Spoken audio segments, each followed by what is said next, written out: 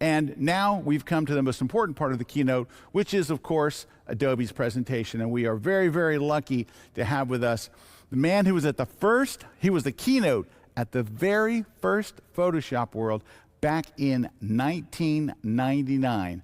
Ladies and gentlemen, please welcome to the stage Adobe's own Terry White. Thanks, Scott. Welcome, welcome. So good to see you again, and so good to see all of you again. You guys can't imagine the year we've had. We've been so busy since the last time I was here at Photoshop World. As a matter of fact, what I'd love to do is, rather than just talk about it, let's show you some things. All right, let's get started just with a quick recap of what's been going on. One of the things that, I take to heart is that creativity is uniquely human, meaning that no matter how much we see going on in the world today with AI, no matter how much we see going on in the world today with all the automations and things that we're even enabling you to do, at the end of the day, Adobe still remains your creative partner and making sure that you're given the tools you need to be successful in executing your vision. And with that said, we've also been hard at work across our product line, making sure that you not only have the best of breed tools that you can have, but also the best tools when it comes to automating workflows, getting rid of repetitive tasks, getting rid of things that just take a lot of time, and just making life easier for everyone. Now, we can't not address the elephant in the room, and that is generative AI. And a year ago, here at Photoshop World, I showed you for the first time, generative fill in Photoshop. And since that time, we've had over 7 billion generations happen with our Firefly model. Now, Firefly is the engine behind generative fill and generative expand inside of Photoshop. And it's started just by making a selection and using the contextual taskbar in Photoshop. And last year, it was only in beta. Of course, since then, it's moved into the regular Photoshop version, and we still have the beta. The beta actually was very successful for us. It was the most downloaded public beta we've ever had because people were anxious to try it. They wanted to see what they could do with their images. Now, I'll be the first to say, I am definitely not the person that's going to generate a scene from scratch and just say, okay, I'm done. I use AI every single time I use Photoshop to make my own images better, to fix things that would take several minutes or hours to do and fix them in seconds. And that's where I like to play with generative AI. Now again, Firefly is the model, and we've gone from Firefly image 1 model all the way up to Firefly image 3 model. And just to give you an idea of what that means, if you look on the left, that's a result of the same prompt using image 2 model. And now if you look on the right, that's what image 3 model is capable of.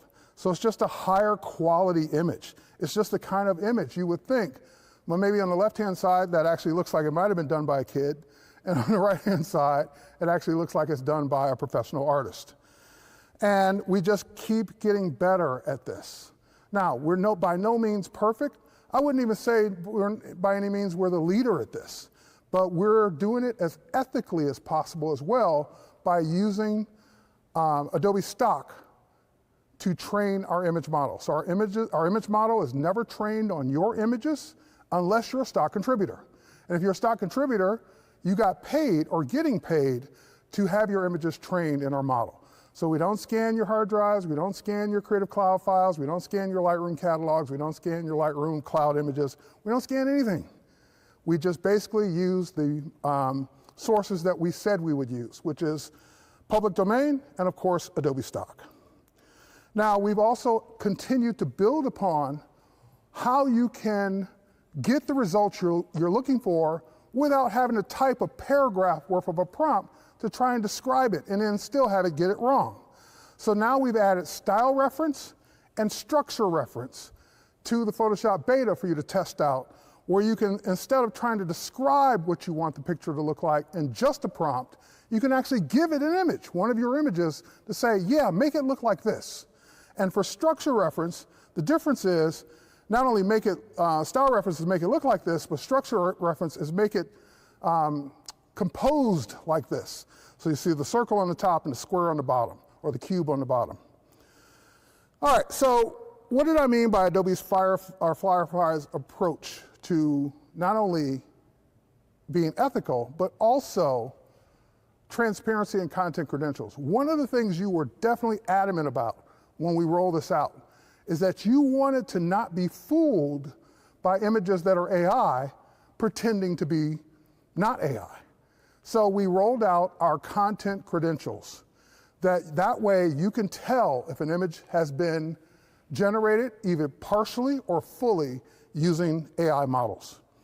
So basically, when you use any of the Firefly technology in our products, it automatically adds those credentials to the metadata of that image so that it can be inspected by whoever's looked at. You could think photo competitions, for example, and they can tell whether or not that photo has been has had AI injected into it. So we also added a do not train. Now, this is not for us. We already don't train on your images. But if others are true about respecting your privacy, they will look at this do not train model and not scan your images as well. We can't control that, but we can at least offer it as part of the content credentials. So let's move on and talk a little bit more about Photoshop and how it's changed since last year. Now, last year, I introduced you to Generative Fill. And one of the things that came from this community was a feature that became Generative Expand. Because what you were doing was you were just using the crop tool to expand an image, filling it with white space, and then selecting that white space and generative filling it in to get the rest of the image. Well, we thought, why should you have to do that manually? And we just gave you that as a feature that's now called Generative Expand. So the next thing we're going to do is we're going to go in and take a look at the fact that Generative Fill and Generative Expand and Generative AI is great, but we have so many more tools and so many more things that we've added to Photoshop that just make Photoshop a cool tool to use. So here's some of those updates that have happened. Reference image and text image, that's Generative AI, but there's also a brand new adjustment brush, which I'll show you in a few minutes. Also a improved font browser, a new selection brush, which isn't listed here, and a bunch of other new options that have been added to Photoshop, again, that have nothing to do with generative AI. So we know that while generative AI is important for us to play a part in, we also know that there are a segment of the population that don't want to use AI. They just want to continue to use Photoshop and have great tools to do their work without using generative AI as well. So with that said, the Photoshop beta program still continues. I'll be showing you and I'll call out the differences between what's in regular Photoshop, and then I'll switch over to Photoshop beta and show you some things that are only in the beta. All right, so with that said, the beta does have the Firefly 3 image model, or image 3 model. And of course, there's also Lightroom. And we're gonna see some things that have been added to Lightroom that'll make your life a little easier as well. So with that said, why don't we pop over and start taking a look at how these tools work.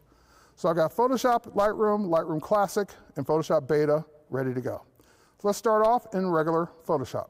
So this is the release version. This is not the beta. And we're gonna start off with something brand new in the tool panel.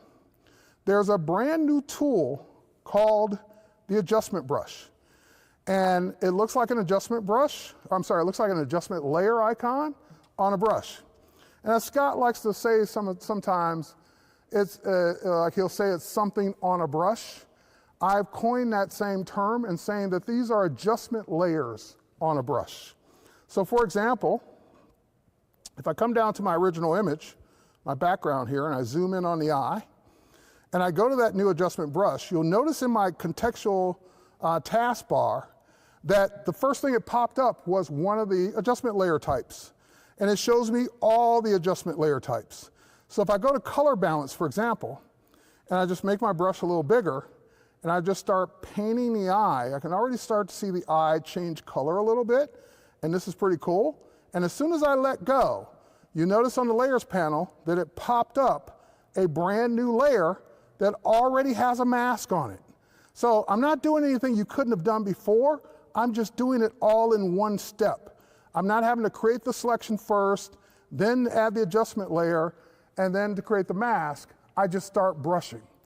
And then once I'm done, I can then use this or treat this like any other adjustment layer that I would use color balance to adjust. So if I want to change the colors of the eyes, make them a little deeper blue, I can do that. Now, if I want another adjustment, of course we can have as many adjustment layers as we want. I can go down here to the lips, for example, and you'll notice that it's still on color balance, so if I paint here, I'm going to get that same blue. But if I want a separate adjustment, I just simply click Add New Adjustment, and I can pick whichever kind I want. So for example, we can do hue and saturation this time, and now you'll notice it created a brand new layer just for that.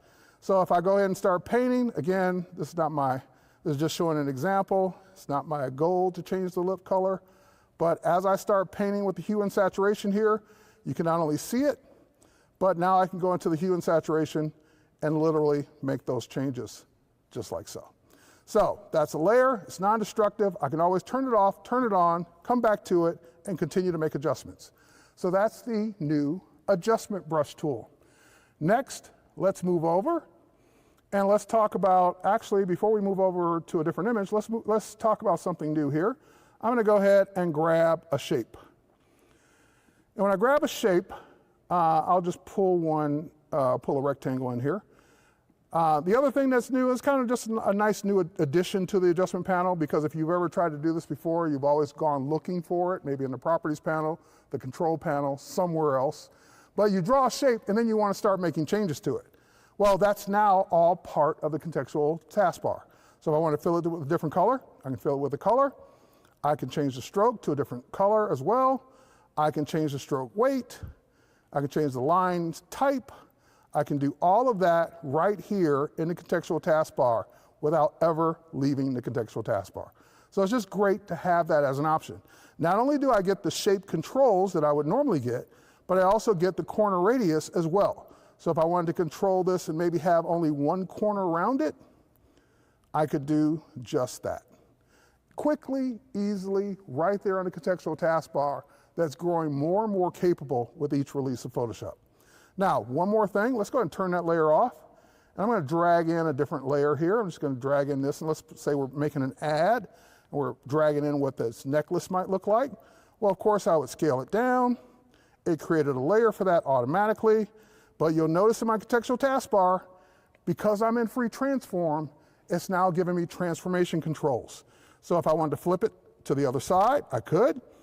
If I wanted to rotate it, I could. If I wanted to flip it the other way, I could. So I could flip it, rotate it, without ever having to do any of that stuff manually.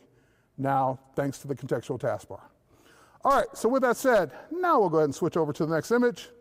And the next image is one where I started laying out this brochure for a restaurant. And one of the things that's nice about when you're doing these kinds of textual jobs is that you want the ability to have the text stand out.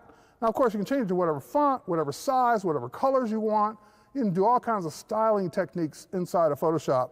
But one of the things that sorely has been missing for years, since the beginning of time, and here, let me just highlight it, and you're going to say, I can't believe that this is now finally here.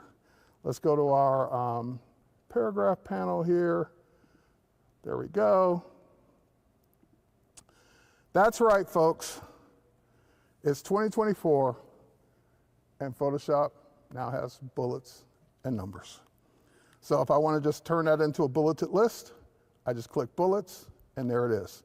If I come down here to our top most visited locations and highlight that, I want to turn that into a numbered list, I turn it into a numbered list. Now the bullets, it just adds, that's easy to see, but numbers are actually, a numbered list is very important, because if you've ever been like me and you type this numbered list, you get down to number 25, and then you say, oh, there should be a different number 3. And then manually you have to change all the numbers after you type in that new one. Well, now this will do it automatically. So if I want a new number 3, I just hit return, type in my new number 3. Let's use my hometown of Detroit. And now Detroit's number 3, and everything else gets renumbered automatically. So never underestimate the power of bullets and numbers, especially for people that do text, and now you have that easily here in Photoshop. I'll switch over to one of my favorite tools inside of Photoshop, and it's not Generative Fill. It's actually the Remove tool. Now, I'm big on removing distractions because once you see a distraction, you can't unsee it. It's going to bug you in the image. Now, what do I call a distraction? What are my rules about distractions? Distractions are simply elements in the photo that make people look at that element and wonder about it and start thinking about it and asking questions about it instead of the main subject. Now, the main subject is the guy on a scooter. But if I go in and start looking at, well, what are those little pillars and stones and cement blocks and all that stuff around him, then I'm not looking at the guy on the scooter anymore. So I'm going to switch over to the AI-powered Remove tool. Now, this is using AI, but it's not using generative AI. And I'm going to show you a new way to use it. Because in the past, what you would have done is this. You probably would have made your brush bigger, and you would have just brushed over that whole thing. And especially if it's a big object, it might take a few seconds to get the whole thing. And it does a beautiful job of removing that and putting the background in. However, there's a faster way, especially for bigger objects. I'm going to make my brush actually smaller, and instead of brushing over the object, I'm going to circle the object. And you notice it fills in and immediately does the remove. And also replumbs that drain pipe down into the ground. It does a great job of that. That's perfect. So I'm giving some maintenance tips here. All right, so let's do the same thing here. And, you know, you just start, once you see distractions, you just start seeing them everywhere. If it's not helping your story, it's hurting it. So let's just get rid of all these things that just don't matter. All right, and while we're at it, I'm a guy about the future. So let's see what happens here. Cool. Now he's on a hover bike. I love it. All right, that's just fun. And then you'll start seeing things like, well, you know, does this have to be all broken up? Even though I'm not worried about his wheels hitting it anymore. But do we need to have that anymore? No. Do we need to have any of this anymore? No.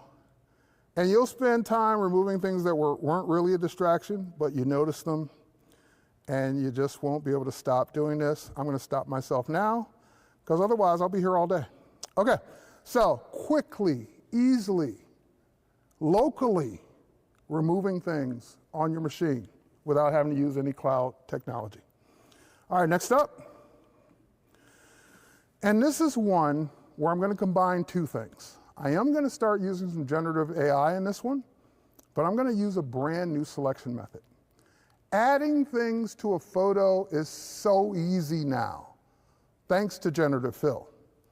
But adding things to a photo inside of a thing that's in the photo isn't easy, because you need to make it look like it's inside. So if I wanted to put an orange slice inside the glass of water, that's a little more challenging. If I just draw a shape or draw a selection and Generative Fill an orange slice, it's going to look like it's on the outside. So there's a brand new tool just for this purpose. It's a brand new tool called the selection brush. And what the selection brush is for is it makes selections based on a brush stroke, but more importantly, you can change the opacity of the selection. All selections are usually 100%. They're selected. You might have feathered edges, but the selection itself is solid. Now that you can change the opacity, let's make it 40%, for example. When I brush, there we go, you'll see that 40% opaque selection.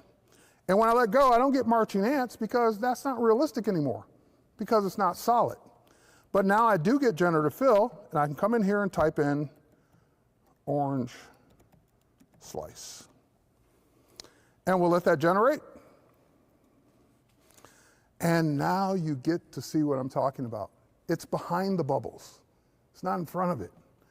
And I can, if I want it to be more opaque, I would just change the opacity of my selection. and I get my orange slices inside the glass. So with that technology, putting things in water, aquariums, in the ocean, anywhere you need to put something behind or in something else, just got a lot easier. All right, so now that's pretty much what I wanted to show you in regular Photoshop. Let's switch over to Photoshop Beta, where I've got a couple things to show you here.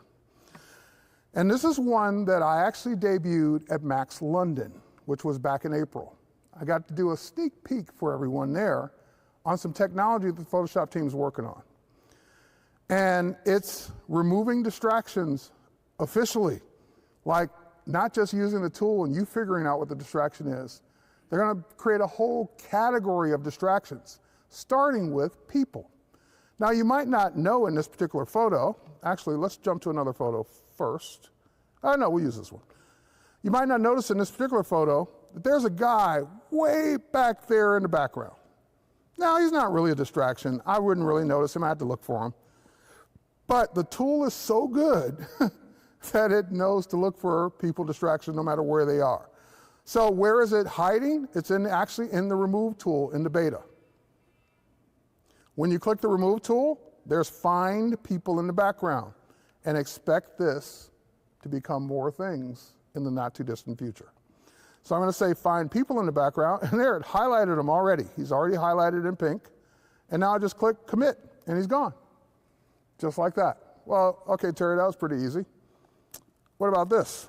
You have lots of people, and there's shallow depth of field, and they're everywhere. People, find people distractions, select it, click, and they're gone. I know, right? You're probably thinking, nah, it can't be that good. What about this one? A tender moment here. That guy doesn't belong here. This person, we can't even see who that is, doesn't belong here. Find people in the background. Now, it found the person, but didn't think the chair had anything to do with it. I want the chair gone too. You're still in the Remove tool. So you can still continue to brush away the things you still don't want that it didn't get. All right, so now that I've added the chair into that, we'll go ahead and commit to it. And just like that, it's gone. All right, so that is removing people distractions.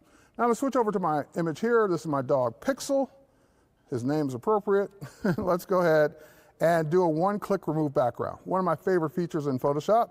But in Photoshop Beta, once I remove the background, I get a second option.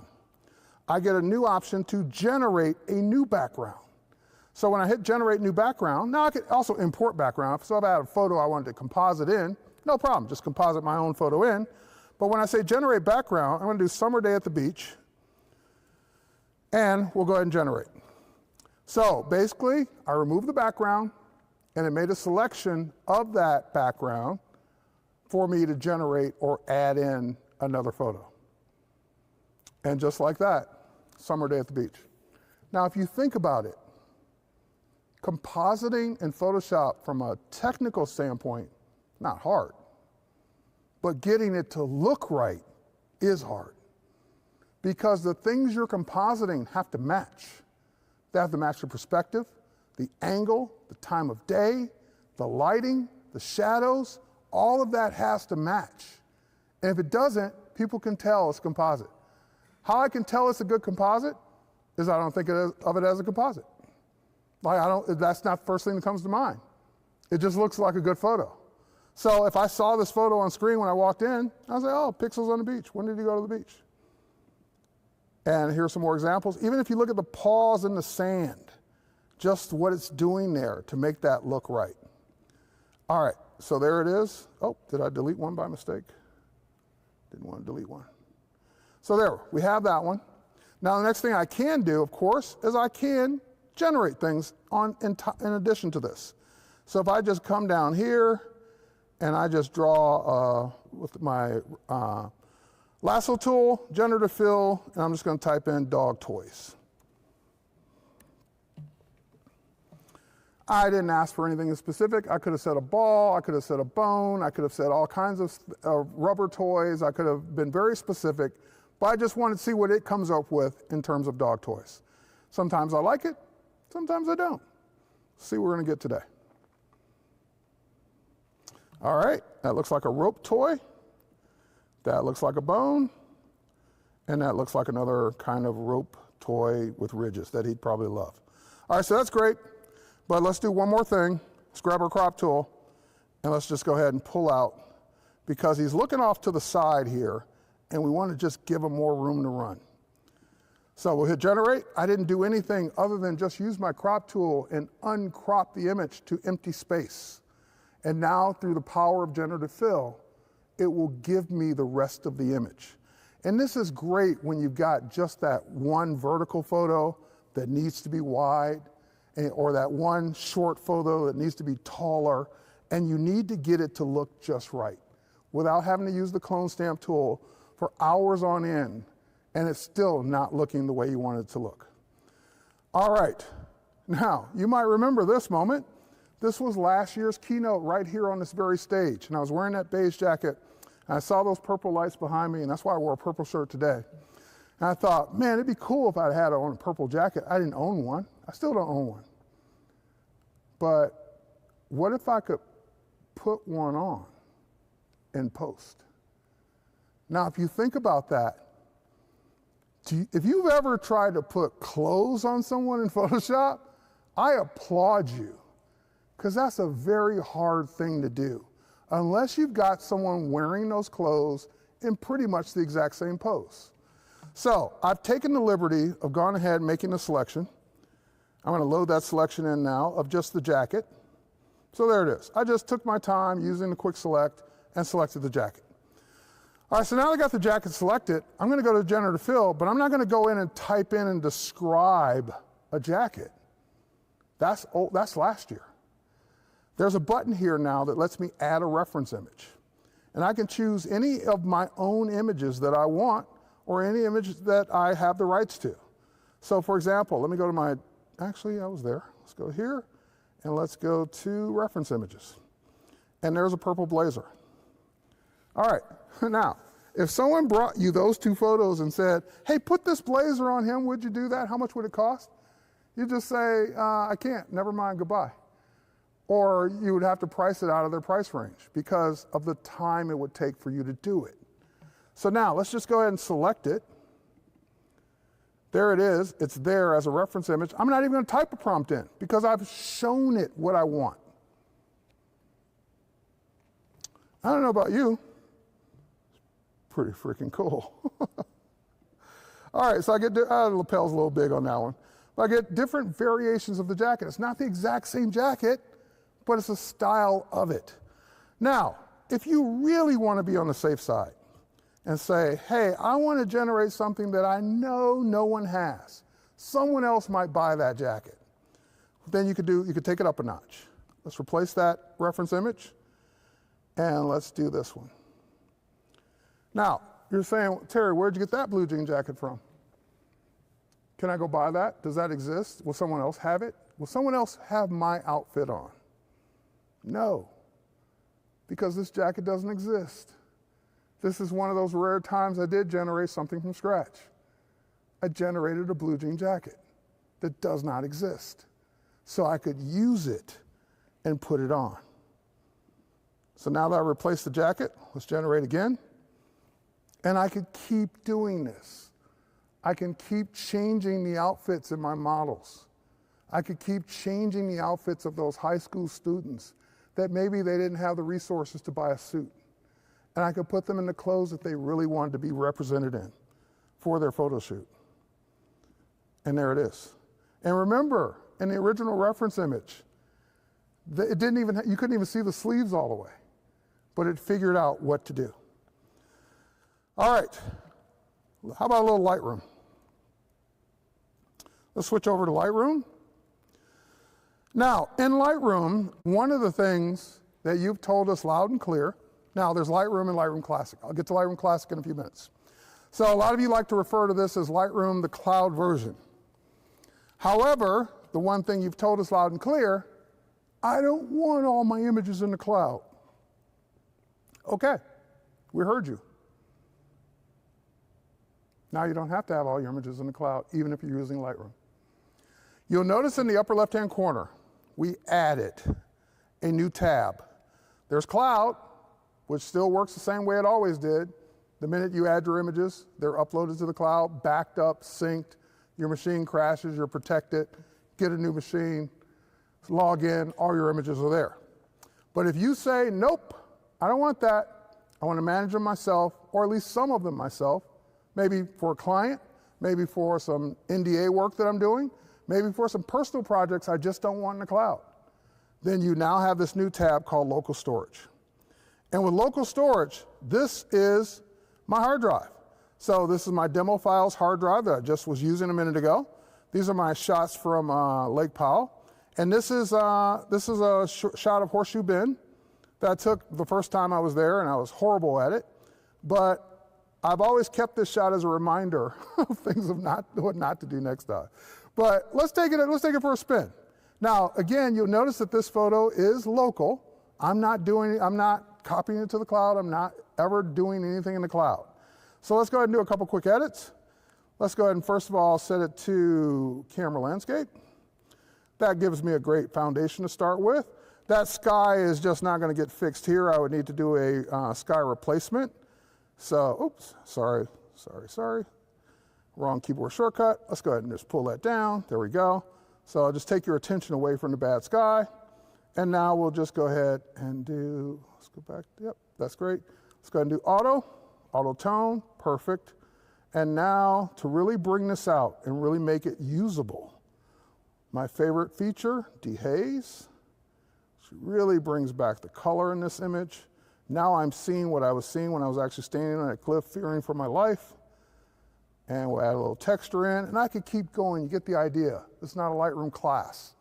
But I'm editing this image in the way I would normally edit an image in Lightroom, just with simple sliders to get the results that I want. And if I go back, it's still on my hard drive. It's still got the edits. And as a matter of fact, well then, Terry, if there's no catalog and it's not syncing to the cloud, where are those edits stored? Well, first and foremost, you can, if you ever choose to, you can copy the image to the cloud. You don't ever have to. I'm just showing you that as an option system in the menu. And it's also up here in the upper right-hand corner. But what I really wanted to do is come here and show it to you in the Finder, which is my operating system, and there it is. And because it's a DNG, the edits are stored inside of it. If it were a camera manufacturer raw format, like CR2 or NEF or ARW, I think, all the other camera manufacturer raw files, there will be a sidecar XMP file sitting right next to it, wherever that image is being stored. So you have the ability to work locally. You also have the ability to work via the cloud whenever you want. So now I'm going to switch over to the cloud. I've got some images here that I took on my Maui vacation. And one of the things I have here is a video. Let's go ahead and go into that. And let me make sure, just in case. There we go. Just want to make sure I hadn't done any edits on it. And let's just play it. There's music, or actually there's sound, but sound doesn't matter. And it's just basically me panning the beach here. Now, Lightroom is really about collecting and organizing everything that's part of your story.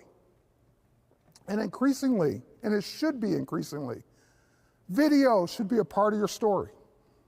You should always be adding videos wherever you can. But a lot of people are afraid of video editing.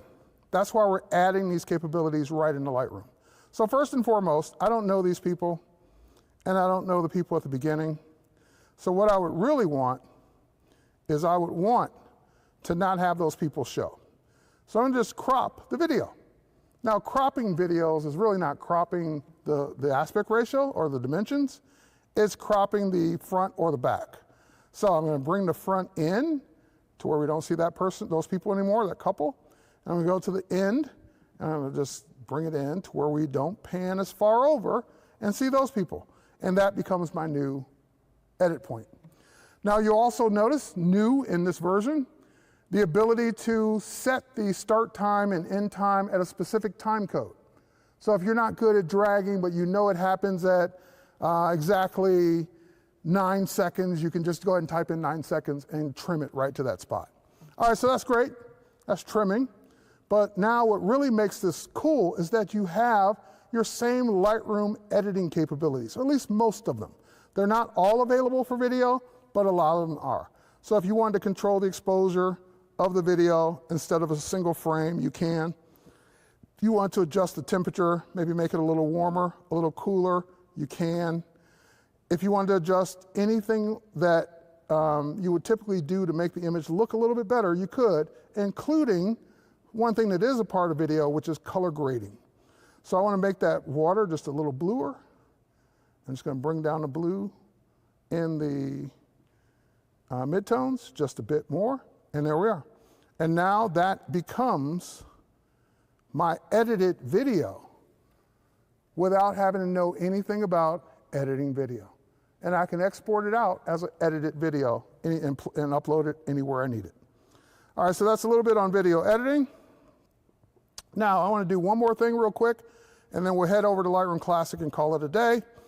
And that is, this is not really a new capability, but it's one of those things that people never could seem to find. And that is, you go into a photo like this one, for example, and you go in and make some adjustments, and you do everything you want to do to it, and then you want to apply those adjustments to the very next photos that are like it. Well, in Lightroom Classic, you've got copy paste, you've got auto sync, you've got a lot of ways to do it. In Lightroom, you really only had copy and paste. And people just couldn't find where to do those kinds of things.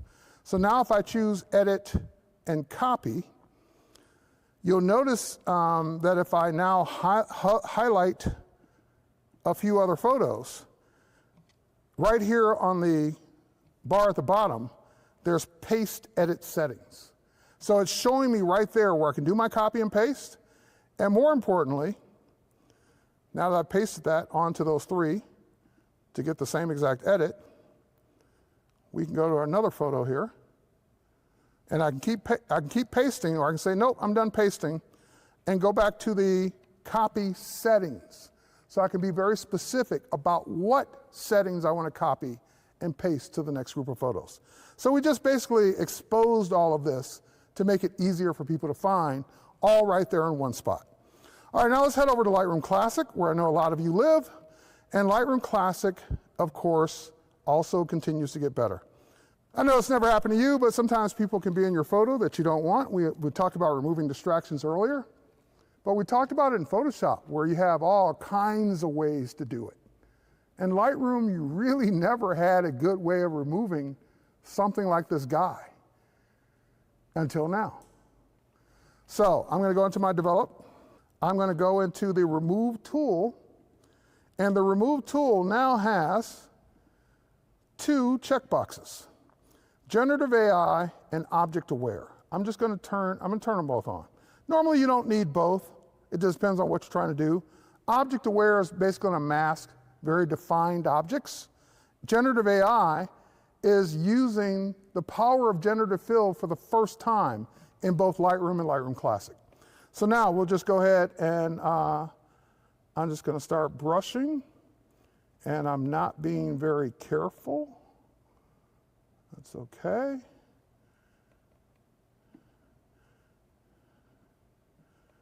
Not being very careful at all.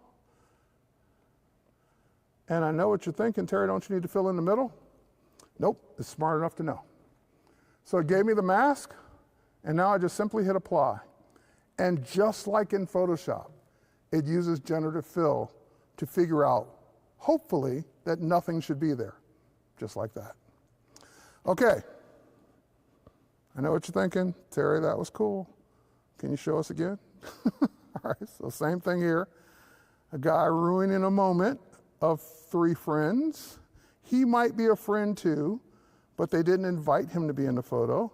He just decided he wanted to be in the photo. So same thing here. Come down. And there we go. And it missed part of his arm, so I can go back and add that in. And there we go. So we'll just go ahead and hit apply.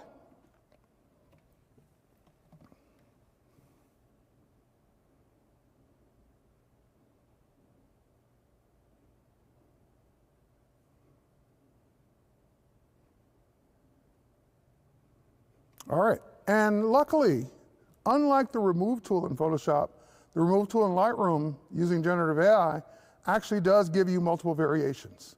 So I can see which one I like best. That's the one I like best. And now let's keep going. All right, so last but not least, last year we introduced the beta of lens blur. And let me see if I have a photo I really want to showcase this on. That one works. That works. Oh, okay, I'll stick to this one. Lens blur is something that photographers do professionally all the time. We do it with good glass. We shoot at a shallow depth of field, aperture that's wide open to get that kind of blurred background look. But sometimes we don't get it exactly the look the way we want it to look. And it takes multiple shots, multiple tries to get it just right. Well, now you have controls to do that after the fact in post. So I'm going to go ahead and get out of the remove tool. And I'm going to go into lens blur and just simply hit apply. Now, what it's doing first is it's figuring out what the subject is. So it's doing a select subject, but it's doing a lot more than that. It's actually creating a depth map, figuring out where the subject is, how far that subject is away from everything else, and then creating distance in this 2D photo. And I can even change, here, let's go ahead and up the blur so you can see it really. So you see I added a ton of blur. I can even change the focal range. So I can drag the focal range after the fact, put the buildings back in focus, take him out of focus. So I can really decide what's important and what's not. And you have brushes to do it after the fact. So if you said, hey, I know this wouldn't really happen in reality, but I kind of want this one building, this one part of the building to stay in focus. Again, you wouldn't normally do that, but just showing you the technology is there if you ever needed that situation where you need to control exactly what's going to be in focus and what's not, or things that got picked by accident to be in focus and things that aren't. Okay, so with that said, that is my time, folks. I want to thank you all for being such great Photoshop users and Lightroom users over the years, providing all the feedback you have. I really can't wait to see what you do with what I just showed you. And with that, back to you, Scott. Thanks, Terry. Thank you. All right, was that amazing or what? What an incredible time that we live in. Now, we're almost done. Don't go away yet. We're almost done. But there are some very, very important things that you're going to want to know. And to take you through those, please welcome to the stage Mr. Larry Becker.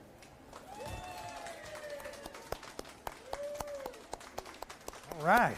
Thank you, Scott. If this is your first Photoshop World ever, or if you've been to several of them, you're going to appreciate that there are a lot of extra things besides just the classes. Yeah, the classes are a big part of it. But let's talk about some of the other things that you want to be a part of and some after hours things that you want to participate in. And I'll go through these in the days that they're happening. So, for example, I'm not going to mention pre-cons because those happened yesterday. One I want to mention is happening tonight. It is put on by our friends at Platypod, and it is an after-hours bonus session. It's going to be in track A, and it starts at 6:30. Now, let me point out, anytime we mention times throughout the entire conference, the times are Eastern time, because that's the only time that matters. So Eastern time, and the Platypod session starts at 6:30. It's 1 hour long. There's another bonus session this evening, and this is just so much fun. Photoshop World has this reputation for not just being a great conference, but being a fun conference, having some thought behind it, and there's always a theme, of course. And so in years past, we've had multiple themes, all kinds of great stories behind the scenes, and there is always that wonderful video that kind of frames everything up and sets the pace for that year's Photoshop World. Well, we get so many requests. Can I watch that video one more time? And we don't have those out there in the world for people to just see. So we have a film fest planned for you, and that's going to happen starting at 7:45, and you're going to see 5 of the best Photoshop World kickoff movies starting then. Now tomorrow we have a couple more additional bonus classes, sessions. We'll call this one a bonus session because it is an evening with the world famous photographer, Joe McNally. It's going to be a lot of fun. You're going to learn things. Joe is a wonderful guy to learn from. Every time I've taken his classes, I've learned new things. That starts tomorrow evening, also in Track A. And then after that, in Track A, is something we've never done before, and we promise you're not going to learn anything. We're not talking about Photoshop and photography. It's going to be a nighttime talk show. I'm going to be talking to Photoshop instructors and just a whole bunch of people, and there are going to be prizes and giveaways and a lot of fun. You're going to learn things that you never knew, but not about photography, because that's not what we're doing, is Photoshop and photography, just the talk show kind of thing. We'll have a lot of fun in that session. Then following that, on Thursday the 26th, conference evaluations. Now, the way this works, just like always, we want to know what you think about Photoshop World. We want to know what you like the most. What do you want for the next Photoshop World? Those kinds of things come to us through your surveys. And so conference evaluations, we crave those. We actually give you prizes for them, but we want your conference evaluation. So watch your email, and when that email comes in, it'll be on the last day, you'll get that email, fill out the full conference evaluation. And then during the wrap-up session, which is our final session, during that wrap-up session on the 26th, starting at 6:30, we're going to use the submitted evaluation forms that you guys sent in as the ticket, I guess, to do drawings and give away prizes. And speaking of prizes, the coveted Guru Awards are also going to be announced at that closing session.